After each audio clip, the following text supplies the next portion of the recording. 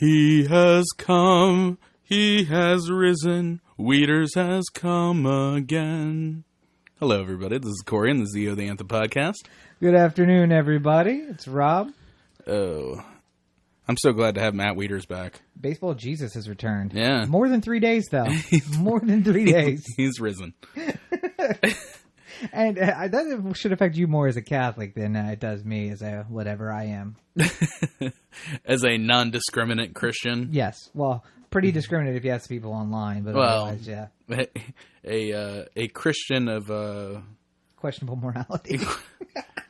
of questionable... What would be the way of phrasing like the different houses of Christianity, I guess? A denomination. Yeah. Yes, the denomination. Of questionable denomination. Yes. As I made a point to somebody else who was trying to berate me this week, I was like, listen, I do like premarital protected sex, and I have it pretty often. So I'm going to go ahead and say that I'm on the big guy shit list at this point. And then I was like, but wait, don't you have a kid? So you're probably on his shit list too. So let's not get so judgy, shall we? Yeah. Ugh. Well, obviously, if everybody didn't know, if you just say, oh God, oh God, oh God, while it's happening, then you're forgiven. Is that what it is? Yes, I think that's why people say it. I thought they were just calling me by my correct name. Hit it, Manny. Yeah, but so obviously I'm discussing the Caitlyn Jenner situation. Yes. I have felt the need to completely stand. I mean, you agree with me on this? Between the Ferguson to Baltimore period and now this Caitlyn Jenner thing, I'm liking it. I wish that Facebook had like a flag figure, like I could just flag somebody. Not to flag to Facebook. Right. But so not like so that you report something they say is inappropriate. I just want to know that, this is a racist, transphobic person, so that whenever I see something later, I can be like, no need to waste my time. No need. Or get in there. Or, yes. Yeah, or if I'm feeling frisky and I got some time, let's jump in. Because I don't know if you find this with your Facebook's friend list. Yeah. But there's some people who I'll read the most ridiculous, Like somebody will put something just like, why doesn't Bruce Jenner just say he's gay already? Or something like that. Yeah. But it's like somebody that I don't know, like a friend of the family or something like that. Like just somebody that you don't want to start yeah. start shit with on Facebook. I don't want to get down with you on this. You don't want to just have it lead to your dad calling you or something like that, going why? Yeah, and I have to say I have had to do the I've started typing furiously and then said, okay, wait, this is the old guy who my parents know through the church, and I know his kid, and that's how we became friends. I don't need to get into this. Yeah, no point in... Yeah. Or that person that you met once but became Facebook friends with for whatever reason. Don't even remember how you met them. Yeah. Yeah. Or people you met on Facebook. Yeah. Who knows how the hell I met you, but yeah, so... But then there's people that you can... if you write something, then I know I can just get in there whenever I want. Jump in and jump out. It's like double dutch. You're getting in there wait, comment, and I'm out. Just waiting for the... just waiting for it to come around. Just waiting for the ropes. Okay, so another thing, just real quick before we get into that. 2 apologies I think we have to do at the top. Before the apologies, okay, I would like to state that hopefully I'm making a promise that we're delivering on with video for this podcast. Yay! Because what happened last week, because we said we were running video, and then if you watch the video, there wasn't video. Yeah. Corey started recording, and then realized that he didn't push the power AC adapter all the way in. Right, yeah. So therefore, it just died, sometime into the recording. And I don't know when, because I didn't really look at the footage. But I know it was dead. I know 45 minutes in, I looked at the camera. I'm just is the shutter on? Oh, fuck. So in the past, we've done the technical difficulties thing. Basically that's what's going on. So it's just better to start it when it can happen in reality. So hopefully, I think that double dutch was you're watching us on video. The double dutch thing was a good one to have on the first episode. So somebody can see what's going on. By the way, we're both doing the chords, and we're both also inside. This is doing the weird. The sway. I like it. It's all about that sway. All right, so you had an apology you want to make. Not really an apology. A clarification, if you will. Well, I have 2 things I'd like to clarify. Okay. First of all, I guess the more possibly insensitive of the two. Right. I made some jokes about Joe Biden last week. Right. As we tend to do. Nobody's safe. Right. But I probably wouldn't have made those jokes if I knew that his son was going to pass. In the interim. Right. And just so we always say it, but we're recording on a Saturday. Right. In this case, on a Friday.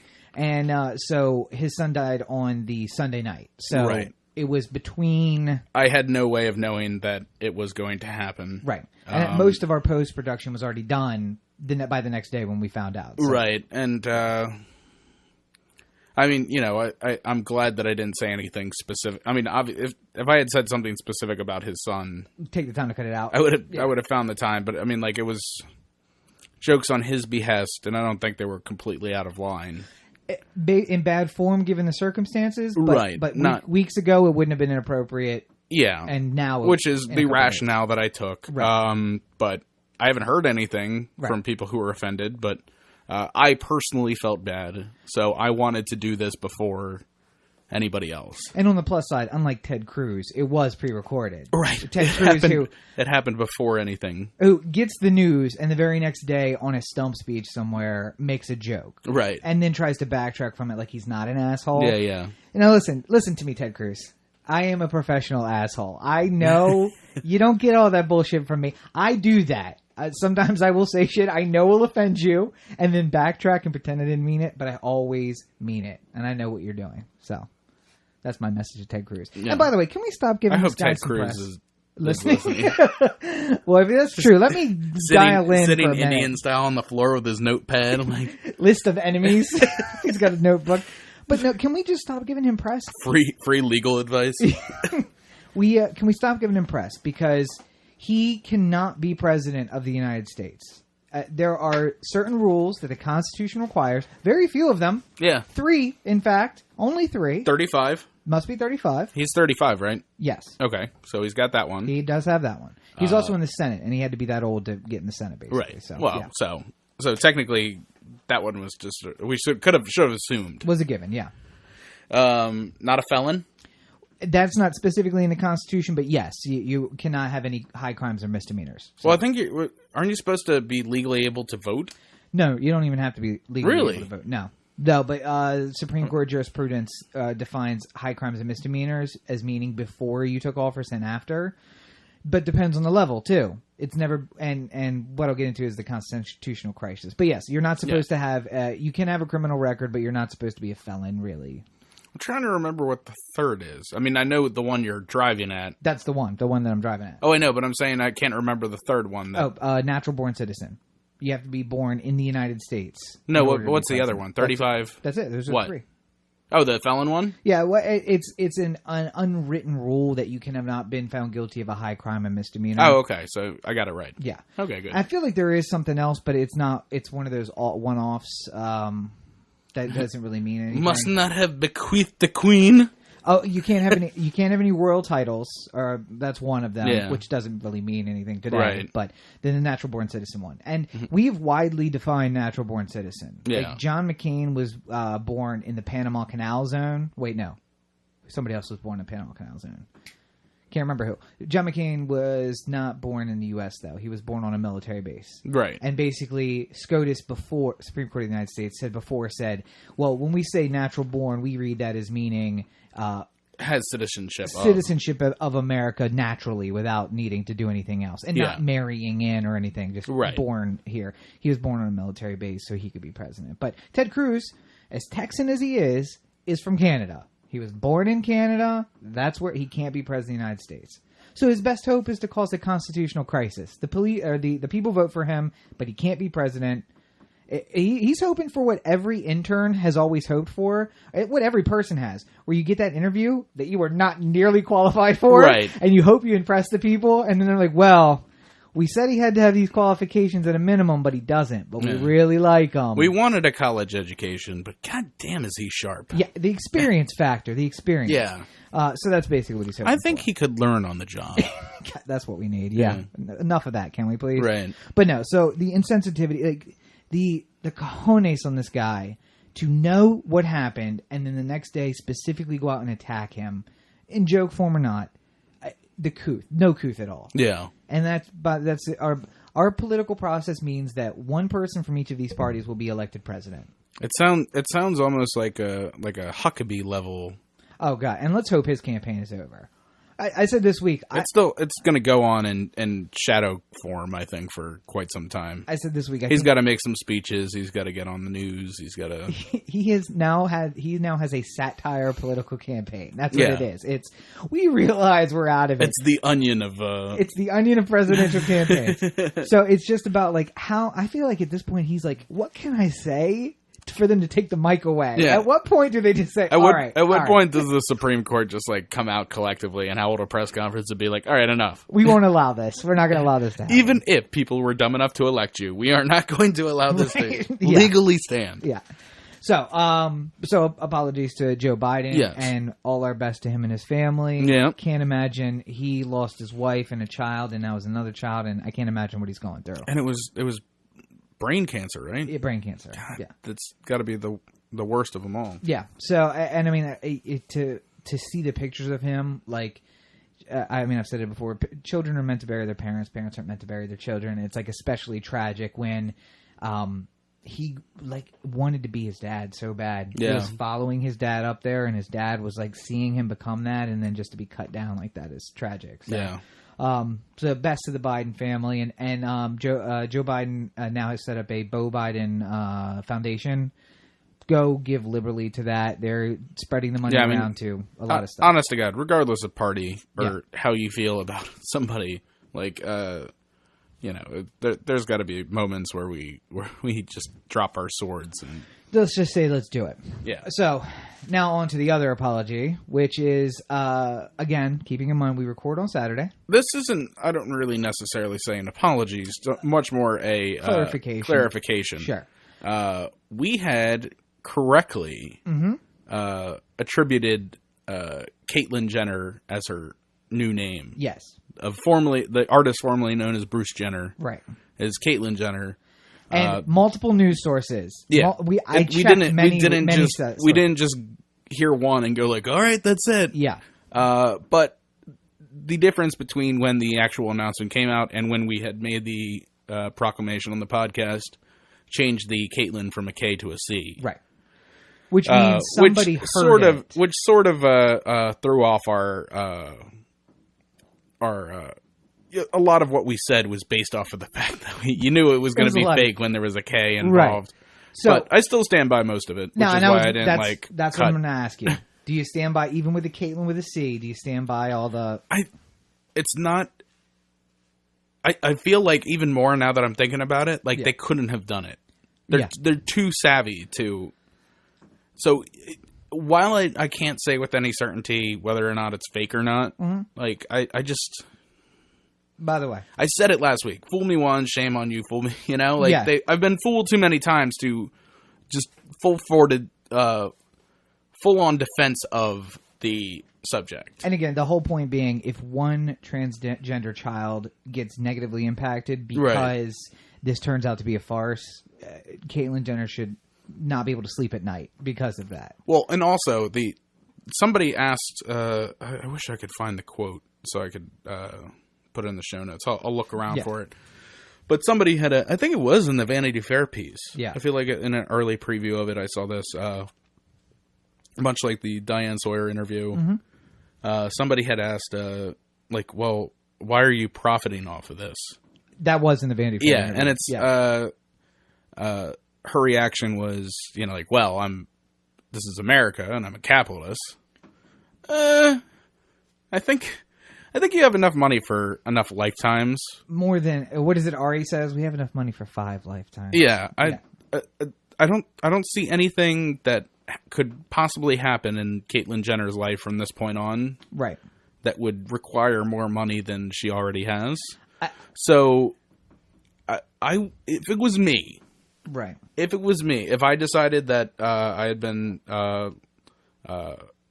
I've really been a woman this whole time on the inside and I needed to, and I was in the same situation. I think I would even if I did a show, maybe to raise awareness for, I would probably donate whatever I made towards some charity that would help the cause. We don't know, though. Maybe that will happen. Maybe it will, but so far, every single thing has sort of been like, well, I'm capitalist, so of course I'm going to make money. So listen, Caitlin, our suggestion is that there are many, many, many great charities who support the transgender community and LBGT altogether. Kids who are trying to come to terms with themselves and who give it to Clyde. I don't give a shit. Like anything. But that's where it should go. Yeah. But not in your checking account. Like, And I agree that we are there's capitalism and it's great and people should be able to make money. I don't care about that so much. People are making a deal about that. I don't care. What I care about is a person who is strong enough and who has the ability to, what's Adam Carolla say, like, I have a pirate ship, so fuck you. Yeah. Caitlyn Jenner doesn't need to work another day in her life. So she can say, this is me, fuck you. Come on, haters, bring it on. Right. And if this means that I never work, I'm fine. Yeah. If it means that I can work, then I will. And it's sending a message to make us all comfortable with it. The thing I worry about more than, we get this a lot with politicians. Yeah. Where you support somebody oh man, I really think Marion Barry has it all figured out. Yeah. He really speaks to me. Right. I believe in everything he says, and it drives me right to the core. And then when you're scorned by that person, it's not necessarily the feeling of, this is somebody that I elected to do good that did this. This is an extension of me that, therefore, I've talked about Ian Watkins before, of Lost Prophets. One of my favorite bands. And, I bought import CDs and everything. You had a Japanese-only CD or something, right? Mm-hmm. Yeah. Paid, $50 to get the CD because I didn't know if it was going to come out in the U.S., that sort of stuff. Yeah. Bought the CDs, too. Physical. Supported so much that I would spend extra money to get the actual physical copy. Right. And give them money somehow. Yeah. Rather than steal it online, which was easily possible at the time. Especially at that time, yeah. They came in vogue 2002 and on, so I could have stolen every single song from them and never given them a dime, but I supported them enough to do so. Right. What hurts is not I don't feel bad about having Lost Prophets albums or songs on my phone or anything like that, because it's something that I did like. Right. I can't really listen to it. It sort of morally feels bad, but bad juju list now. Just like watching a movie with a girl. I can't, because I think about that instead of thinking about the music. I feel like there's a part of me personally that even though I had nothing to do with what happened, I still feel guiltily responsible that I was. Was it my album that bought the coke that he was doing while that was going on? Right. Yeah. I don't know. What can we say? One thing too, though. Yeah. Caitlyn Jenner is not a bad looking lady. No. I gotta say, I was like, wow, look at you. I didn't at the Diane Sawyer interview. Yeah. I didn't think it was going to go well. No. This is not a judgment of her personally. This is just I didn't imagine it was going to look very good. No. But good on you. And have you seen that Jon Stewart piece where he did on the Daily Show? Yeah. Congratulations, you're now a woman. We are judging you solely based on how you look in a dress and not so much how the character of anything. A couple of weeks ago, it was all about making the right decision and impacting other people. And now it's like, how about that dress though? Looking gorgeous. Yeah. All the people are like, does she look better than Chris? I'm sure Kris Jenner is just loving every second of that. God, yeah. Again, if there's one family who can make a dime off of anything. Yeah. And now Chris will probably go get surgery. Sell a ketchup popsicle to an Eskimo. Or sell a ketchup popsicle to a man in white gloves. There you go. Yeah. That's the one. Oh, good grief. Well, anyway. So, a couple other things happened this week. We actually just got back from something very exciting. Yes. Speaking of Hollywood. We took in the 7:40 showing of Entourage at the at the Cinemark in Towson. And I gotta say, I do love that theater, even though I do prefer the VIP level. But you know, we're amongst friends, so we all sit together. And even those seats, I don't think they had it in VIP. Though. No, it wasn't in that theater. But you know, I'm making it. See, this is what I do when I make jokes about this. Nobody knows. Yeah. Nobody knows. Why do you have to rain on my parade? But those seats are super comfortable. Yeah. And they laid back and everything. It was nice. I actually prefer them to the VIP level. Yeah, you said that. I don't. Just because the VIP seats don't move at all. No, but they envelop you. And it's not like going to Alamo Draft House. It is kind of. But I can't just flag somebody and be like, bring me Coke. Right. Coca-Cola. Yeah. Not I still it's not that kind of VIP. Yeah. Oh man, but if it was, that's the kind of VIP you get at fucking the Block. Right. Yeah. Yes, exactly. But no, so I don't want to give any spoilers because people haven't seen it. But go see it. If you like the show, go see it. Yeah. If you like that type of comedy, go see it. If you're expecting Amadeus, you're gonna be disappointed.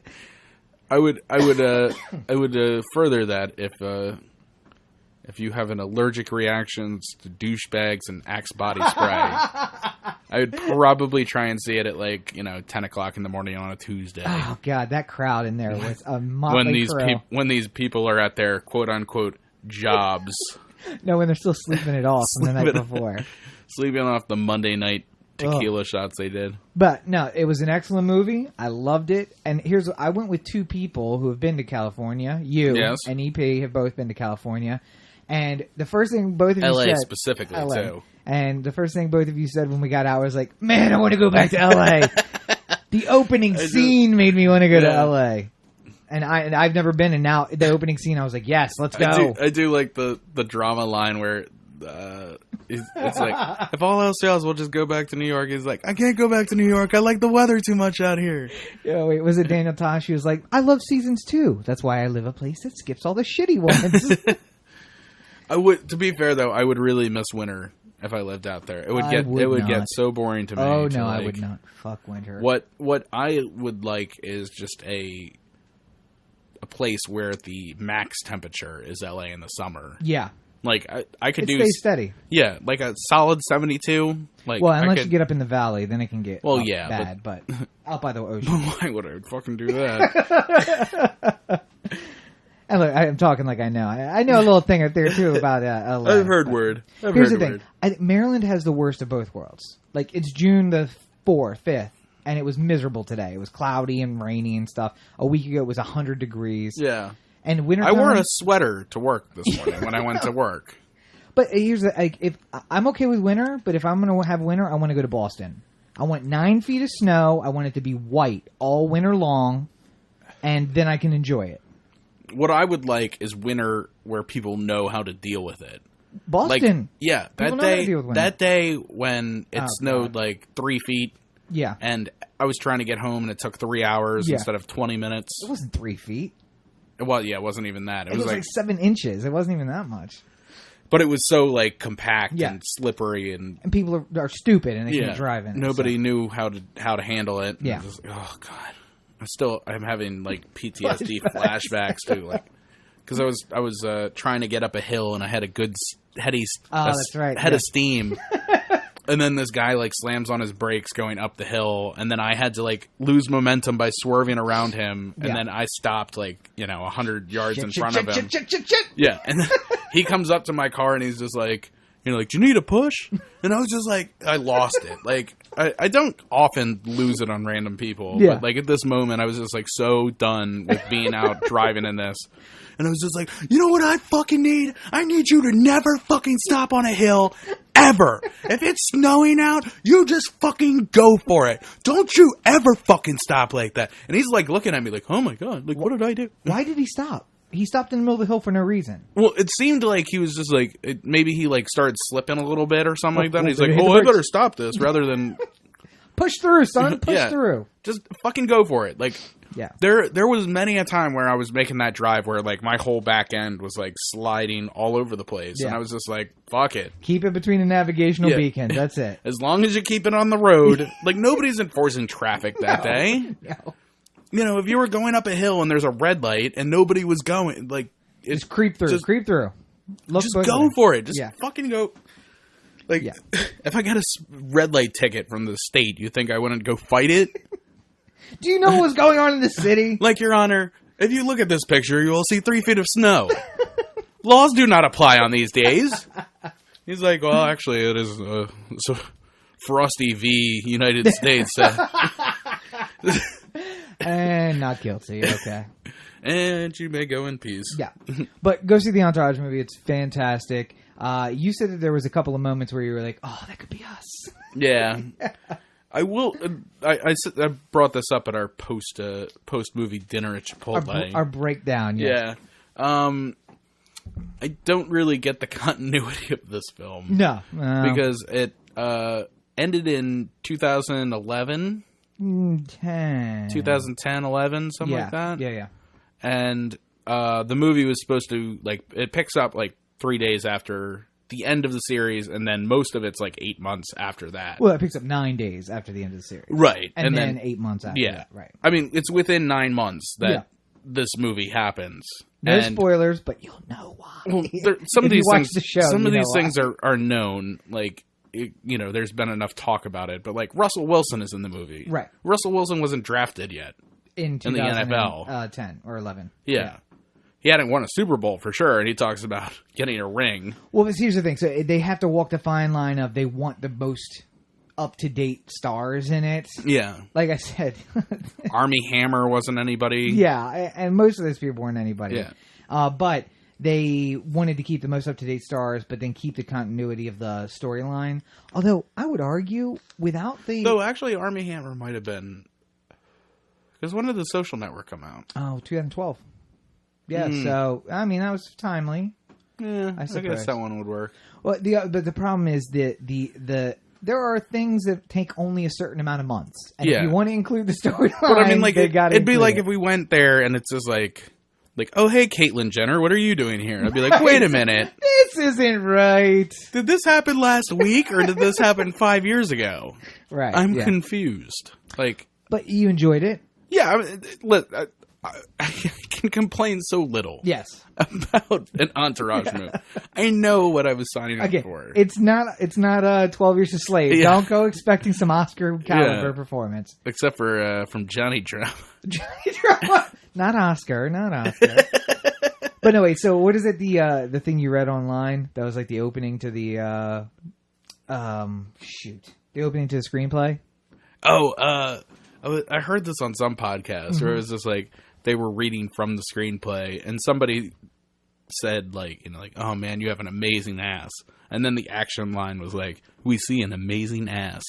Like, that is what you should expect from this film. Right. That. Just, you're getting some tasty hoots. You're getting boys being boys. In the first 1 minute, we have... You're going to feel really old when you see Haley Joel Osment if you haven't seen him already. Oh, God. But in the first, let's say the first 2 minutes of the film, we get 1 minute of exposition amongst various characters. Yeah. And about 45 seconds of semi-naked to fully naked women. Yeah. That's the first 2 minutes of the film. That's what you should expect. I was talking to you about it. I was like, the beginning of the Sex and the City movie. Yeah. There's plenty of people who are walking into this having never seen the show. And there were people in the theater that were way too young to have known the show. There was an 8-year-old sitting in the seat away from me. Too young, buddy. Too young. Yeah, why did your kid this movie? I don't get why they let him in at all. Like, the parents have the final say. Oh, I know, but that's still like, I don't know. That's a bad parental decision, not a bad movie decision. I mean, granted, I don't give a shit. Like, And granted, I want a Entourage 2 movie, so an additional $11.65. I'm fine with that. Give them the money. Get the ass in the seat. Let's get another movie made. I think it's going to do surprisingly well in the box office. Projections are that the opening weekend will clear the budget. So that's all you can ask. That's all it takes to get another one. Is that you have an audience and you make back your budget the first time, which means they'll get a bigger budget next time. And how do you get a bigger budget movie than that? That was insane. Well, I don't imagine you paid the cameos that much. No, I meant like the yacht, which is in the trailer. Yeah. I'm trying to think. The cars, which are probably given to them to use. Oh, well, Cadillac clearly sponsored that movie. Yeah. I I don't think they reached out to Cadillac going like, listen, we really want to put your car in here. And it's like, how much? I don't know. Right. Cadillac doesn't really want to be associated with a hotshot lifestyle and God, young people who've got it all figured out. That car, though, oh my God. Yeah, that's nice. I want that car. But anyway. Or the Lambo. I'm not big on the yellow Lambo. I'm not a big Well, fan. I wouldn't get it in yellow. I'm not in Lambo. I can go without. Even Ari's Ferrari. I can go without the Ferrari. I like the classic Cadillacs. I mean, Johnny Drama's Lincoln. Oh, still, yeah. I would drive that. Yeah. I would prefer to be driven in that, but that's a nice car. Maybe one day I'll be out there. Do you know they don't make? I'll be your turtle. They don't make. I keep telling people that's what's going to happen. But they don't make suicide doors anymore. And did you notice that the CL had the the suicide? Oh God, I want that car. Did you see? It's only like $115,000. Have you been keeping up on Silicon Valley too? By the way, yeah. Where it's just like, I have doors that open like this, not like this, not like this, not like this, like this. And he gets out and slams the door a couple of times. By the way, if you're not watching Silicon Valley, fucking watch Silicon Valley. What's wrong with you? Oh my God, did you buy us a car? No, I bought me a car. And this is proof that you're not an asshole? You drove over here with a bow on it? No, I put the bow on after I parked. Yeah. Oh, good shit. Well, anyway, so boys being boys, lots of naked women in various stages of... Like I said, I think that the most realistic scene between the two of us was Haley Joel Osment in the hotel room when Ari comes in. Yeah. And I'm Ari, and you're Haley Joel Osment. And then I was going to flip it. I was going to flip it the other way around. Where I'm trying to get shit done, and you're having weird sex shit. Okay, that could possibly... You're probably right about that. That's probably true. Okay. Well, anyway. Spraying the whipped cream directly in your mouth. He was on his neck, too. Like, he just did not care. God, he's aged... Some of the people there aged horribly. God. No, I mean... okay, so... and I'm not trying to pick fun at Haley Joel Osment, but it looks like his face, like the child part of his face just remained, and like an adult face grew around it. Like his eyes are like... It looks like do you know what I mean? No, he looks like a dude with a big head who's wearing a Haley Joel Osment mask from the 60s. Just on top, covering everything. Like a child-size Haley Joel Osment mask. And there's just a head around it. Yeah. Oh, man. I mean, he did a good job. Bravo to you, young Haley Joe. And what did you? Another actor you loved in this? Oh, Billy Bob Thornton, who I could literally watch do anything. Can't fucking miss with Billy Bob. And yet you haven't seen Monsters Ball. Yeah, I know. It's a blind spot. What can I say? We're gonna have to go through the list. I'm sure there's other ones you haven't seen. Deep Impact, not Deep Impact. The other one. Was it Deep Impact? I think so. With Ben Affleck, and he's like the wary NASA. Oh, no, that was Armageddon. Armageddon. Yeah. You saw that? Yeah. Okay. Well, that's good. Clearly. Let me see. Don't want to close my eyes. I don't want to fall asleep because I miss you, baby. Music break. All right. Well, anyway, so... I think that's my favorite baby in music, too. Because I miss you, baby. What's so great about it is it's the hard B up front. Yeah. But then it's sort of the trail, and then it like comes back. So it's kind of like, if you thought of it as like a waveform, it's like a U. Right. Because I miss you, baby. And I don't want to miss a thing. Oh, man. Well, anyway. Now we got to put that music like, now I'm looking at it. But anyway, so everybody in that did a great job. Yeah. And Pharrell's hat did a good job. And that hat wasn't time appropriate. No, that's been this year or last year. So Pharrell would have still been a skater guy at that point. Right. Continuity errors. These are the important things, people. Don't you know? I wonder if they, if somebody, like a line producer, was just like, by the way, I think that there's or not line producer. What am I thinking about? Fuck. I'm the one who does movies, too. I was going to say, I know what a line producer is, and that is not it. It's shit. God damn it. Now why am I blanking on it, too? The person in charge of continuity. Like, halfway through the movie, they come up and they're just like, was any of this stuff around in 2011? And it's just like, oh, yeah, you, by the way, fired. Yeah, so that's the guy. Clearly, the person who asked this question is not going to like this movie very much. So, but that's the guy who like takes the picture of the blood on your face on day one, Yeah. so that they can put the blood in the same place. Right, on right. Day two. Yeah. So when they shoot it again, or the remainder of that scene, it looks right. Yeah.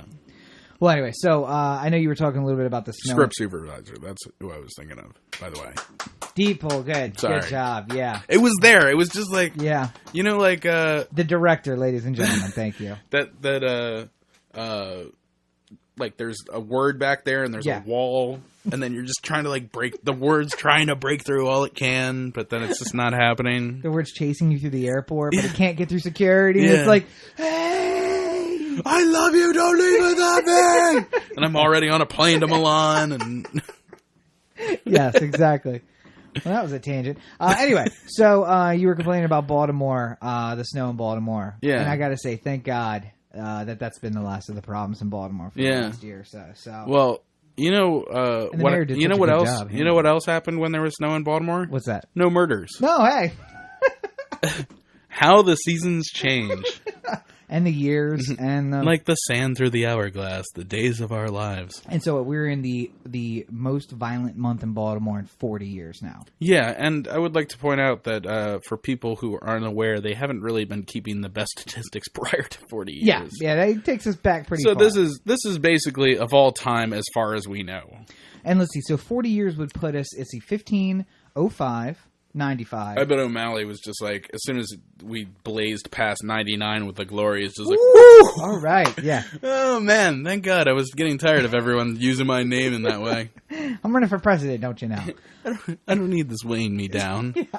I have plenty of other things weighing me down. But that takes us back to like the onset of the real drug trade in the city, like the mid to late 70s when cocaine was breaking out and heroin was breaking out. So we haven't seen this kind of violence since the original gangs were fighting over territory because the drug trade became a thing. It's been since Little Melvin that we've had crime like this.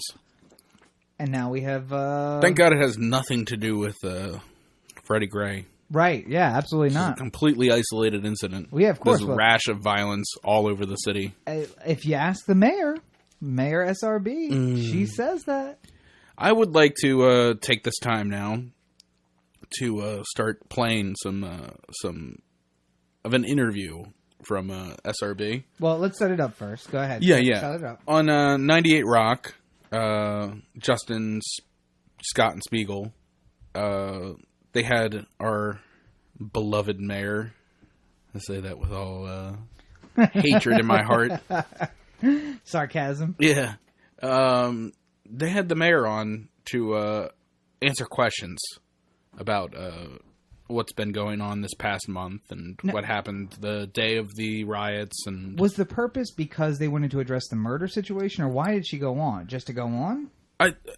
Honestly, I think somebody in her press office said, you haven't really taken control of this story at all. So maybe go on a local station and try and change the subject a bit. Yeah. Like let's make this right. Talk to the people like they're people, and let's see how that goes. Right. And it didn't go well.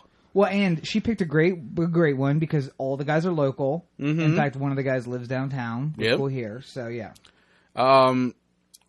We're not going to play the whole thing because it's 15 minutes long, and this is our show, not theirs. But the link will be in the show notes. So, and I implore you to listen to it. And big ups to all of them for the way that they handled the interview, because it wasn't biased at all. It sounded honestly like citizens. Like right. These could have just been questions that people who ran into SRB on the street, if she ever actually saw real citizens. If she wasn't out in the county on out on a farm, watching The Voice. American Idol's on Tuesday. I don't got time for your riots. The power might go out. To the county! I need to have a secure phone in case I need to call the governor or to bail us out. So we'll play little bits of this. But right here, there's a couple minutes that I felt were particularly good. Yeah. Before we get into it, though, I'd like to point out that she never, at any point during this interview, answered a question directly. No. Well, she doesn't, though. Well, she answered one question directly. How are you doing today? No. Did you flee? Oh, yes. Yeah. And that one, I think she answered very specifically. And that's it. Yeah. One answer and done. But I wouldn't be surprised if we find out later that she left. Right. But wow, I didn't flee. Of course not. But anyway. So this is from 98 Rock, which is 97.9 here in Baltimore. FM. And this is not to be confused with 97.9 AM. Yeah. And this is what's the actual name of the show? It's the Justin Scott and Spiegel Show on 97.9. So you came under so much criticism on that day that everything went down, that you weren't seen publicly, or you didn't address the public for something like 5 hours. Do you feel like you owe the people of Baltimore an apology for waiting that long to publicly address them? Yeah, what I will say is when the unrest happened on that, you're talking about that Monday night, right? Yep. And you're saying the suggestion was I was waiting. I was working. I was working to make sure that what we had was just that one night of a few hours of unrest, and not the hours not the days or weeks of unrest that we've seen in other jurisdictions. And that doesn't happen by accident. Right. It happens because work gets done. Right. So while people are saying, waiting, I wasn't waiting. I was working. I was making sure that we were putting all of the things in place so this didn't turn into Ferguson when you have weeks and weeks of unrest. Mayor, now, real quick, yeah, I'd like to cut in here. Spin. It's basically like a viper just being put to the floor with the wheels spinning. Yep. Not going anywhere. Yeah. I don't know how you categorize weeks of unrest, but I think 42 murders in a month will pretty much do that. Yeah. Furthermore, we talked about this in our pre-show. Mm-hmm. There is somebody who works in her. It's not just SRB isn't the only person there. Although she'd like you to think that she's handling the whole damn city by herself. Right. Checking all the security camera footages at the same time. There are people who work for her. Mostly there's a press office or a press secretary or somebody writes up the statements that she later says. Right. All it would take is a statement out to the news, a tweet, anything. Hour in. Yeah. Maybe. Like, within the first hour of... How about 2 hours in? Or 3 hours in? Not radio silence for 5+ hours. Yeah. Which I remember it being more like 8 hours. Yeah, I seem to remember it being closer to 8. Yeah.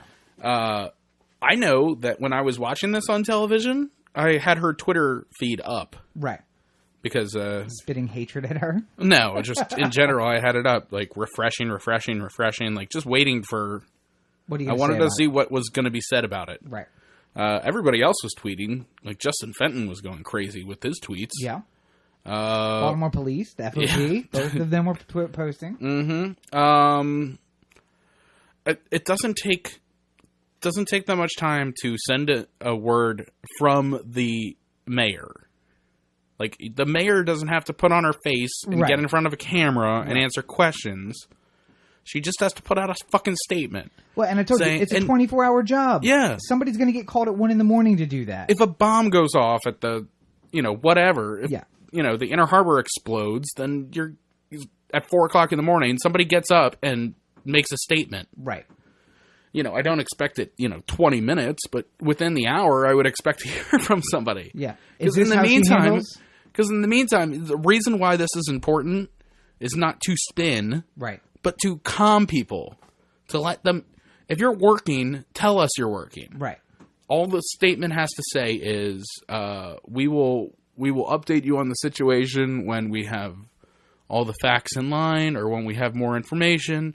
Right now, the mayor is working to try and fix this situation, and It's not a difficult statement. Just one short statement that says... Do you remember when Twitter first came out and people like were literally micro-blogging their whole day? Yeah. It really could have been like, the mayor is meeting with Commissioner Batts.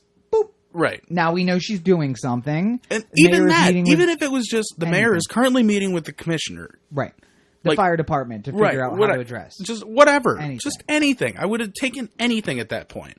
But the fact that we didn't hear nothing, and the first words that did come out of her mouth once I did see her on television was check my Twitter feed. Which, by the way, how has nobody pointed this out yet? We saw it. Yeah. How has no one pointed it out yet? I really need to find raw footage of this. I gotta call the news, man. I'm telling you, they have it. We were watching BL, so it's got to be on there. Unless she squashed it and took it already. We gotta. I would like to find it. Somebody maybe has it on DVR too. I'd imagine that somebody like DVR'd that day. Look for it. Yeah, somebody. If anybody's listening to the sound of my voice and has footage from WBA all that day, I would very much like to have that, because I will just file a permit with the Parks Department to take out that little green grass in front of City Hall, and get a big, huge screen and a projector, just play it on repeat all day until she resigns. Play it, and in between each clip is just a picture of you saying, "Come talk to me, Mayor." Play the clip. Oh, the Anthem Podcast. Just play it again. Oh, the Anthem Podcast. Because then I'll just make a point that I'm advertising. Yeah, sure. I'm not doing anything malicious. Anyway, more. Go ahead. More of Il Maori. Right. We had in Baltimore before with the 68 in the riot, when it wasn't, on that evening we had, I would say, the fire department is saying 31 or 32 structures on fire. Right. During the 68 riots, there were hundreds of businesses that were burned. I was doing what I needed to do to make sure that we got that under control. It wasn't waiting. Yeah. It wasn't about a press event. This was about doing the work that needed to be done to make sure that this unrest didn't turn into weeks. Right, Mayor, I understand what you're itself. saying, and that's what you've been saying all along, but people aren't accepting that explanation. So, and as you know, in the kind of work that you do, appearance is everything. Don't you think you should have come out, just even if it was just for 30 seconds, to say, I'm working on it. We're busy. I'll be out as soon as I can to address this. Yeah, this is. And by the way, the mic noise is her looking at somebody like, "What the fuck is going on?" Yeah, why are they asking me this question? Why are they actually asking me questions? I thought this was a puff piece for me to get back in touch with the public. Yeah. I imagine at some point the mayor, somebody who worked for the mayor, however many people that is now. Yeah. Less and less every day. Said, oh, no, you'll definitely get a chance at the end to talk about your Safe Streets initiative. Right, yeah. And all the good work that's been done. Ugh. Listen, you can't do a 30-second interview. In order to do any type of press event, you have to prepare for the press event. Can I check your Twitter feed? You're answering all the questions that need to be answered. My priority was not to do a press event. My priority was to do the work that we needed to do to make sure that we didn't have, like I said, the weeks of unrest, the hundreds of buildings or structures burning. We had 31 structural fires. We had hours, not days, of looting and rioting. We had hours of it, and we were able to get that under control. So you can say what you want about. By the way, 31 structural fires is far less than 42 murders, which is why I think she's saying that over and over again. Sure, yeah. Whether or not I should have come out, for 30 seconds or come out an hour sooner. At the end of the day, the results showed that I did the work that was needed to make sure that this was a very localized event. It was a couple of hours, not days of looting, not days of things being on fire. I did the work that was needed to get the So you're comfortable. You're comfortable. No, you feel like acted and did everything that you did that you could have done, and you're okay with it, because the people of the city obviously are not okay with the way things were handled. But you feel like you did a good job. I would like to say now that kudos to everybody involved in that interview. Yeah. Obviously, Justin Scott and Spiegel were the ones talking, but I don't know if people did research or Definitely set it had to up. have But people. like, yeah, they had to have people working. everybody, applause, kudos to all of you, because you didn't let her off the hook, Right. even though she wasn't answering a single question Keep directly. At her. Keep at her. Keep at her. Except for one that comes up later. Listen, guy. Listen. I That's stalling. put on my big girl pants every day and take criticism. I have very thick skin. Right. I know Big what my girl obligation pants. was. It was to make sure that no one was killed during these events. I wanted to make sure that we didn't. The month after. This was an event that was a Listen, we don't need anybody dying the day of the police, like facing off against people. After CNN leaves, though, then it's okay. After we're no longer on national television, Right. people can go back to normal. Right, exactly. You people. Oh, God. The focus was because we lost a life in Baltimore at police hands. I was very concerned that we not Lost a lose life any, in general. additional life during this interaction between the protesters or the rioters and the police. I wanted to make sure that we got it under control and were able to move forward. And I understand because of my role, that the things are judged, criticized, whatever. I think while you say that people were unsatisfied, I hear from people every single day that say thank you. We understand why you did what you needed to do. You needed to get this under control, and you did that. So, like I said, we didn't have weeks of unrest like there was in Ferguson. We didn't have the entire city burning like there was in '68. It was a very localized event because I did the work to make it so. I'd like to stop right there. Yeah. Very localized event. Right. Clearly what she means by that is what was going on at North Avenue. At Penn, yeah. What was happening at Madame Mall. Okay. Those are the local things she's talking Right. about. You cannot minimize the 4 weeks of murders that happened afterwards. No. The 42 people who lost their lives. And you know what? Honest to God, I'm so fucking... I've heard enough people saying like, well, how many of those people are just drug trade murders? Do not give a shit. Well, no, and I said there was a story that was alleging that because the gangs were now talking, that these were gangland murders that were cleaning house, to get their ranks in order, which might be. I don't know if that was ever confirmed, but it doesn't matter.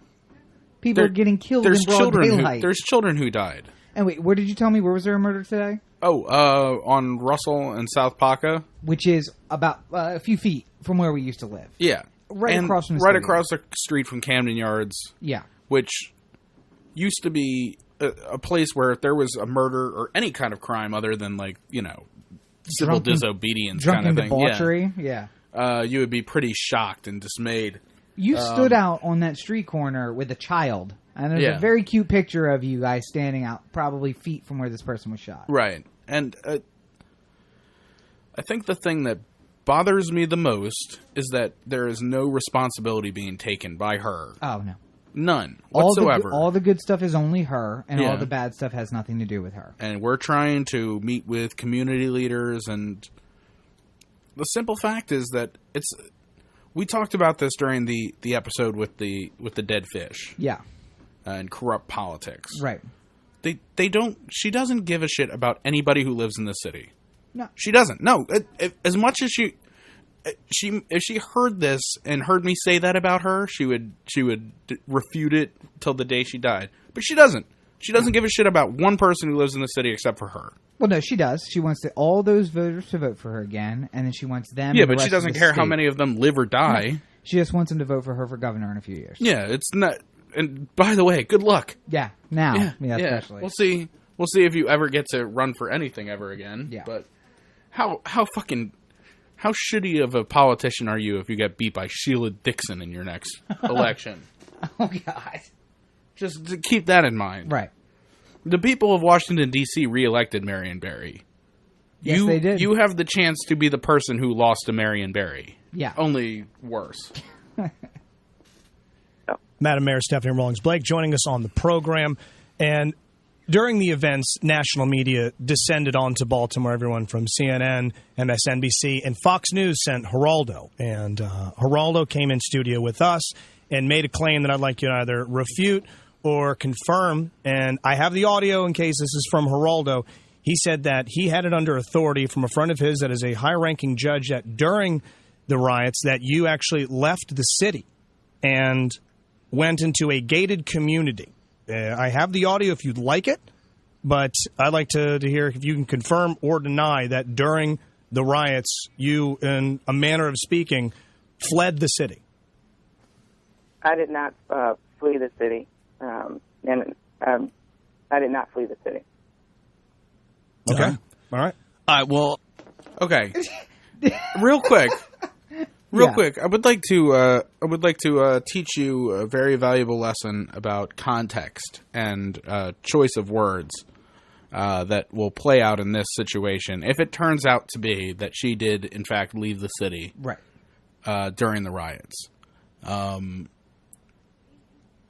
Say you have a girlfriend. Yes. And say you cheated on this girlfriend. I would never. I'm just saying, Sure. hypothetical, obviously. Let's just say. Yeah. Let's just say you cheated on your girlfriend. Mm-hmm. And she comes at you with a specific accusation that is false. Okay. Did you cheat on me with my sister? Absolutely not. No. That's wrong. Because you were sort of saying absolutely not to the idea of the cheating. But if you say specifically... No, she said, did you cheat with my sister? And I said, no. Yeah. I did not. Oh, true. Okay. But if you even responded to it, I did not cheat on you with your sister. Okay, yes. Then when she finds out later that you cheated on her with her, best friend... Did you almost say brother? No. I thought you were going with brother. That would have been fun, though. No, her best friend instead. Yeah, her best friend. I would be able to say, you asked if I cheated with your sister. You asked me if I slept with your sister, which I didn't. Did not do that. You didn't ask me anything about your best friend. So when she answers specifically, and just the shortest question she answered the whole day, right, did you flee the city? I did not flee the city. And then you could see her starting to, the jaw started moving like she was going to say something else, and she said, nope. Gonna leave it if I say anything more, then I could possibly get in trouble with this. Right. So instead, I'm just going to say I did not flee. Well, and every other answer because she gave flee has a it, very specific, connotation of running away. Yeah, the fire is coming, and I'm only going to be able to grab a certain amount of my lively possessions and get out of here as quickly as possible. Yeah. So I'm going to grab my laptop and my dog and 2 other things that are really important to me. But there was not a single answer that was shorter than a minute. Yeah. On any of those. And listen. And let me explain to you what I'm doing. A single answer that... every single one of those was not specifically answering a question. Right. Do you think you owe people an apology? Listen, I think that there's a difficult just job went right off of it. Yeah. Didn't even come close to answering whether or not she thought. She didn't say the word apology at any point. She didn't say. But again, also notice she didn't ask for the audio. She didn't ask for the audio. Yeah. Because then she would have to come up with a more distinct denial. Right. Yeah. But it's not there. So. They gave her the out. Yep. Yeah. And I think if I was. If I didn't do anything, I would ask for it. Oh yeah, play it. Let me hear what this liar said about me. No, hold on. I'd be very interested in hearing this shit. Yeah. And then when it plays, it's just like, yeah, I have no idea where he gets his information. Right. There are plenty of people who were at City Hall with me all throughout the day, can vouch for every single minute I was there. Even people that don't work for me who have no reason to lie. There were plenty of people in my staff who were getting me popcorn so that I can enjoy The Voice while this was all going on. Right. At 5:00 when the fire started, I specifically said to my secretary, "Do you have any marshmallows? I think it would be a great time to roast some." And we had a great laugh about it. Yeah. Because that's the other thing, too. If you say, no, I didn't flee. Right. It's like, well, what were you doing? Can you break down every single thing that happened during that time? No. I cannot. I can't do it. I cannot talk to you about how many laughs I had with people I work with. Pepper spray. I could use some of that on this salad. It's really bland. All of this from 50 Shades of Freddie Gray. Oh! Somebody write that down. Put it in my mayoral zinger book. I'm minimizing a death at the hands of the police. Fuck y'all, I'm SRB. Fuck y'all, I'm SRB. All right. Did you have more? Is there more that you want to play? I had one last little bit that I wanted to do here. It's right here at the end. What my favorite part of this whole thing was that, like we had stated before, they didn't let her off the hook. No. This was not a fluff interview.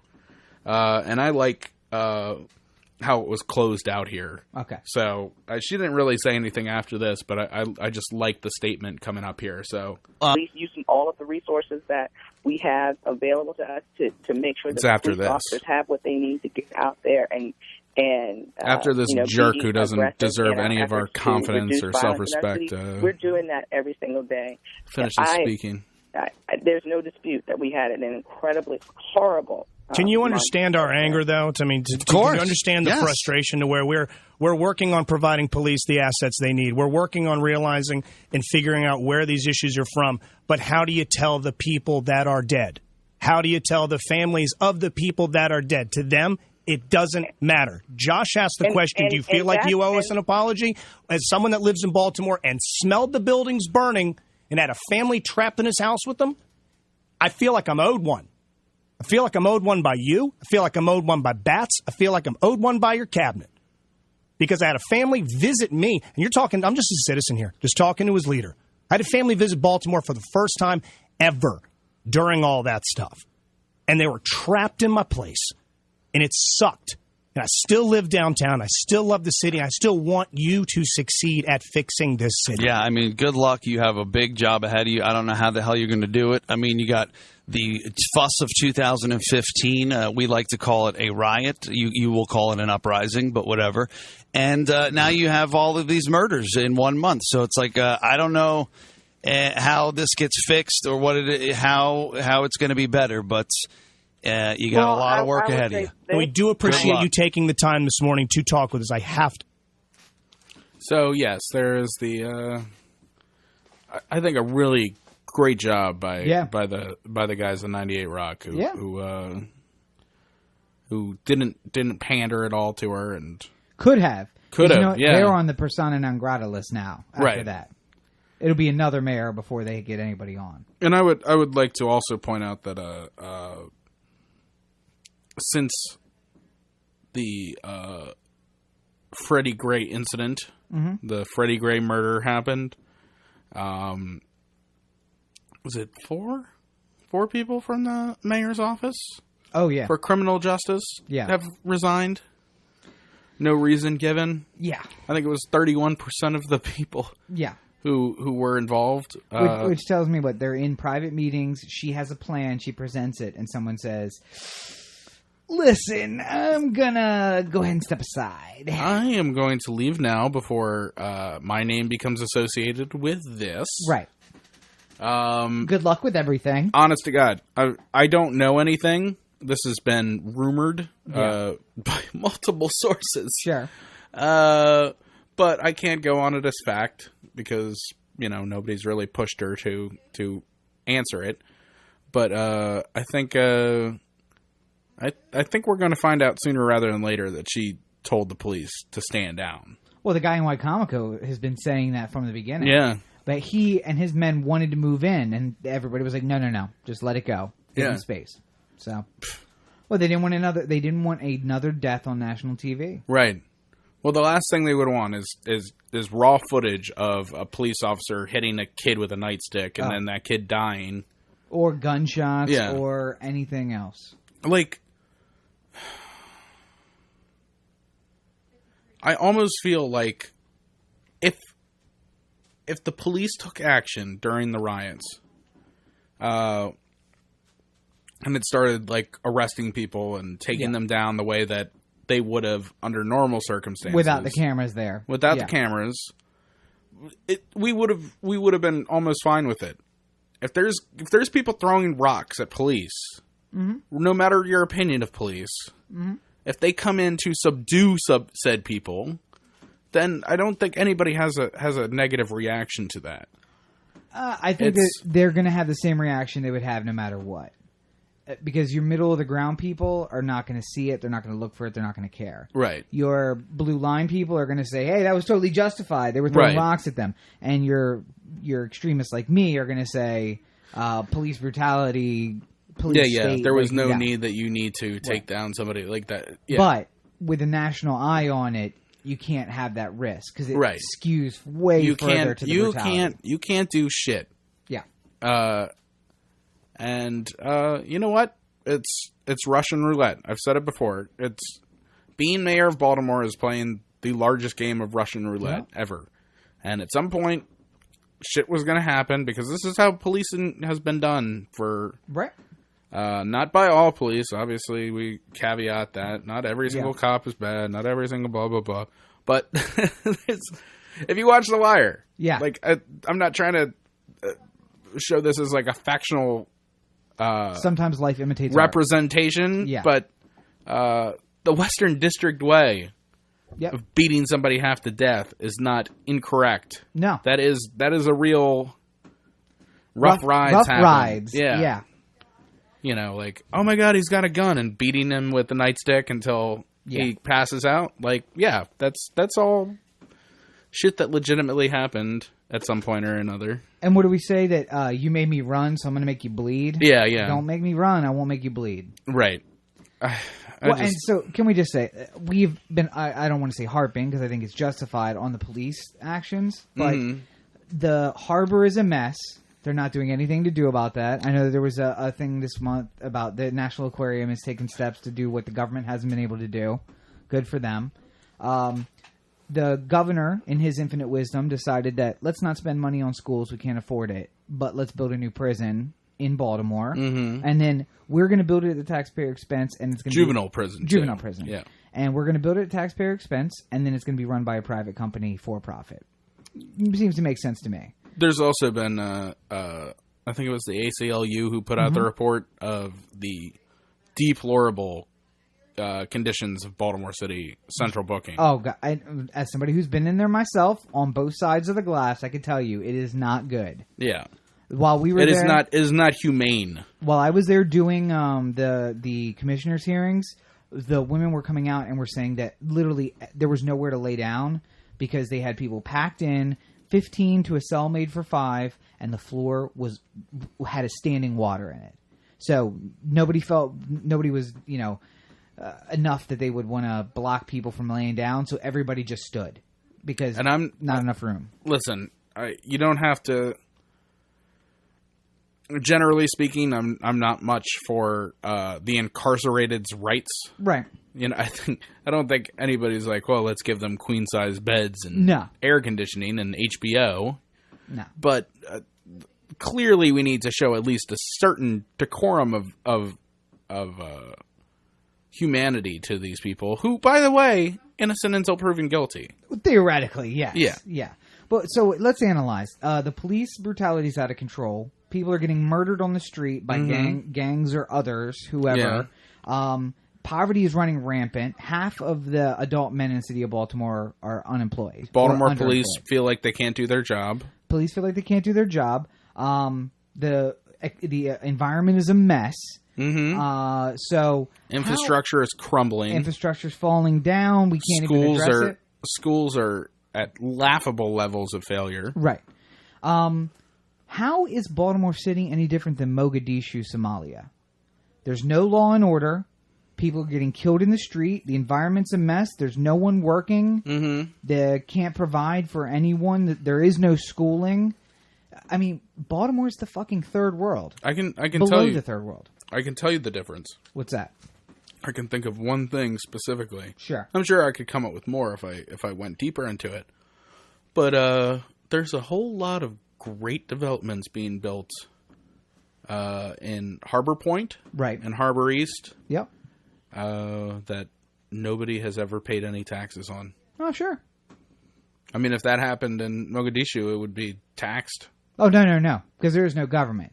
The warlords come in and build big houses. Well, yeah, but I mean, like, which, by the way, makes Baltimore a little bit more like Mogadishu. Because the super rich find the nice parts of town, wall it off, and then build very nice homes for them and their people.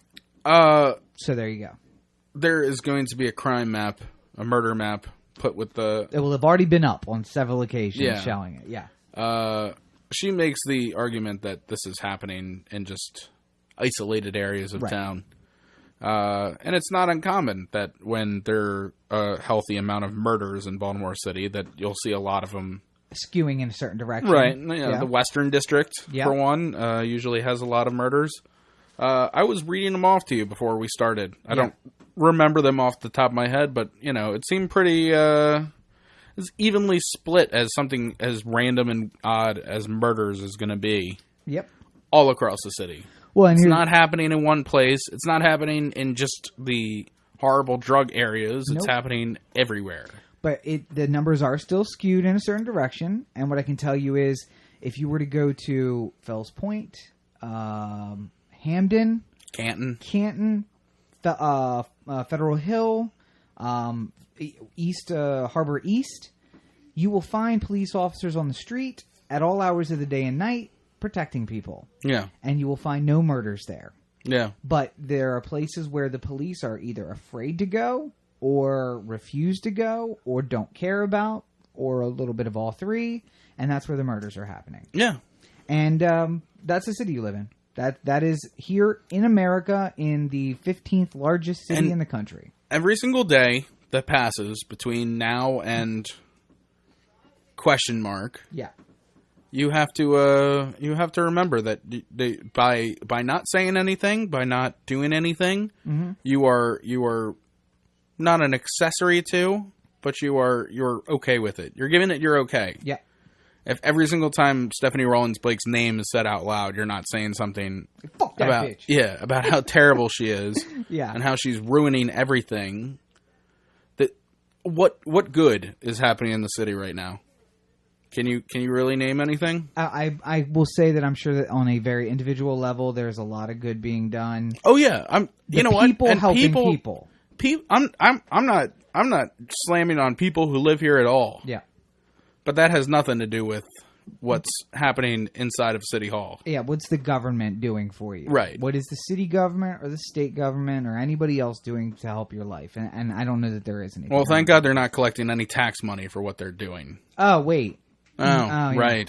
Sales tax, income tax, if you're working, because otherwise, and property tax if you own property. And because you touched on the National Aquarium with their work, the grades came back from the to the Waterfront Partnership about the levels of pollution in the water, nitrogen and the oxygen level, the ability to support life. Right. Yeah. By the way, these are the people who have promised a fishable, swimmable harbor by 2020, which is 5 years from now, less than 5 years from now. Again, somebody's gonna wake up and be like, "What fucking year is it? Oh my god, we got to get something done here." By the way, this is before I get to the grades. Yeah. I don't think I need to necessarily delay it because it's bad. Obviously, the federal government has put limits or put a very firm timeline on the city to get the pollution to a certain level, right? That they are absolutely nowhere close to, and won't ever be able to meet. Yeah, you might as well say, Rob, you have to build a rocket ship by the end of the year. Well, I could probably do that all by yourself, no help. Do I have a budget? No. They have a fucking budget. There's a budget, but you're getting so little of it that you're not going to be. You don't have build a rocket ship money. Well, it'd be like if I threw a 20 at you, wadded up 20, and I'd say build a rocket ship. I would just go to a hobby shop and get a rocket. Yeah, but a moon capable rocket ship. Okay, well. Yeah, they're instead of trying to fix the issue, they're actively trying to extend the deadline. Yeah. But the grades came back. The report card on the pollution in the harbor. All A's. All F's. Ah, well. Pretty much all F's. Yeah. There was a couple D minuses in there. Sure. I think just for fun. To make somebody feel like they've done something. Give it a little variety. And an A for effort. The water wheel is there, and They're planting seagrass. I hate the fact that I can't. The water wheel should, by all stretches, be something that I'm happy about. Right. I should say I'm glad that that's being done, and so much trash is being collected, and that's been a problem. And right. The before and after pictures look great. Yep. When you look at what it looks like before the water wheel took over and after, but sadly, not nearly enough has been done. Nope. I can't even begin to. It'd be like if your child came home and got F's in every single class. Yeah. Except for one D- in home ec.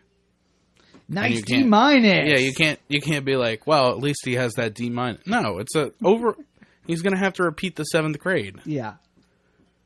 Except they don't get to repeat year 2015 where they've ruined our waterways. No. And you know this. I know people. And it's say, not. And it's not them who ruined the water, but it's not them who are fixing it either. Right. It's not all that. It's not all coming from the city. A lot of it's coming from upstream, but also we're not doing anything to address it either. I would. We all agree that SRB has to be aware that she's not ever going to hold public office again, right? Mm-mm. Hope springs eternal. You don't think she's come to terms with that yet? Marion Barry smoked crack with a hooker and got caught. I can come back from this. If she had any decency in her, she doesn't have that much longer, right? God, if I know, probably. Oops. Good job. No, I'm pretty sure she has. City elections are off year from both the president and the governor, right? Or do they run the same year as the governor? I think they run off year from the governor. So president then. Yeah. So no, it'll be coming up next year, I think. Yeah. I think she has any decency in her. She's going to spend her time, her budget, whatever she wants to do. Yeah. Fixing problems that nobody else is ever going to be able to be reelected on. Just burn it. Just you know what? Duck. How about we fix all the crumbling water pipes? Right. Take the time to invest in infrastructure and she gets to fix the city. She gets to be the one who does the job that nobody else can do because they always have to worry about being reelected. I was going to say, she's the asshole who blocks up traffic for 5 years, but she got it done. She blocked up traffic already with the Grand Prix, and which ruined riots. everybody's life and lost the city a shit ton of money. And the riots. And the riots, and yeah. I mean, this isn't conservative Corey speaking. Yeah. This is just a general question. Has she done anything? Has she done anything that you went like, well, that's going to leave a lasting legacy? She allowed the riots in the most murderous month. From now on, people will look back and say, well, at least it's not as bad as the Rawlings-Blake administration. Yeah, it's not as bad as SRB. God. Yeah, we had 25 murders this month, but it's not SRB in June of 2015. So. Seriously, if we're going to be throwing bricks at anybody, it should be her. The opinions of Corey are his alone. No, but this isn't, say what you will about the police. Yeah. Say your opinions, generally speaking, of the entity of the police. Yeah. Some guy named Stu, who works at the police department, and went into work on Tuesday and had to deal with a riot. Yeah. Whether he's a good cop or a bad cop, does he deserve to have a brick thrown at him? No. No. And you can't say with any certainty, like, if people who were throwing rocks and bricks at cops were throwing them specifically at the cops that they saw and knew were doing shitty things in their neighborhood. Yeah. And it was like, oh, sorry, not you, the other one, the one next to you. That's the one I'm trying to throw the brick at. Throw it at him. The one who broke my arm when I ran away. Right. Like, then it's a kind of different story. But he's, the guy who just shows up for work and has to deal with a riot. Right. I feel terrible for that guy. But with the broad who shows up for work and ruins the city. There's only one mayor. Yeah, there's only one mayor who ruined the city. The buck is supposed to stop here, but as we heard from that interview, it doesn't. So if at any point we start throwing bricks at people again, I would recommend that you save a couple for the person in City Hall. And that's my 2 cents. You know what really grinds my gears? Anywho, if you have any other ideas of people we should be throwing bricks at, wait. You're not going to give me the new closing that you like to do? What? The new closing? I thought you would just roll right through that based on the SRB. Oh, well, I think we've done good here today. I don't know if it's been good, but we certainly did something. Much like the SRB administration. You can reach us at Corey at OTheAnthem.com, OTheAnthem.com, OTheAnthem on Facebook, Twitter, Google+, YouTube, and the listener line, 443-219-7595. What's that number again? 443-219-7595. And also, if any of you are listening because you saw something on Facebook, which apparently a lot of people did this week. Yeah. This past week. Thank you for listening. And I'm not just the new people, but I'm appreciative of everyone who listens. But fuck you if you've been listening for a year. Welcome to the new people. If you've been with us all this time, fuck you. If you're brand new, welcome. Gotcha, bitch. I'm never going to turn on you, new people. Yes. Well, and welcome to hopefully new listeners who are getting a taste of what it is that we offer. So it's all this and more every single week on the Anthem Podcast. Anyway, you can find me on all your social networks at Robert N. Cheek, Twitter, Facebook, Tumblr, everywhere at Robert N. Cheek. Check out themovementinsurrection.com for words about my first book. You can find The Movement Insurrection, TM Insurrection on Twitter, Tumblr, and everywhere else. Faux Novel, Faux Novel on Twitter. Faux is the new novel coming out June 16th, a week from when this airs. And next week we're going to have a big faux-related episode. Special episode. Yeah. So stay tuned for that. Where you can learn all about it. We'll read you excerpts. We'll talk about the nitty-gritty. Also check out deaddrop.com for all the news that you're missing out on. And finally, foundingthefuture.us for my political blog if you'd like to hear more of my political rantings. I should guest spot it. Guest spot on Founding the Future. And rant about the mayor? Yeah. You're welcome to any time. All right. Well, I may just do that. Well, as always, you are listening to the The Anthem Podcast, part of the The Anthem Digital Network. For Corey and Mayor SRB, this is Rob. Have a great week, everybody. SRB, GTFO. So there you have it, episode 61 of the The Anthem Podcast. Before you go, make sure you check out last week's full episode where we updated you completely on Caitlyn Jenner news, and the episode a few weeks ago where we discussed Mayor SRB and everything she was doing to help the harbor, or not doing. Make sure you like and subscribe so you get all of our updates first. Other than that, have a great week, everybody.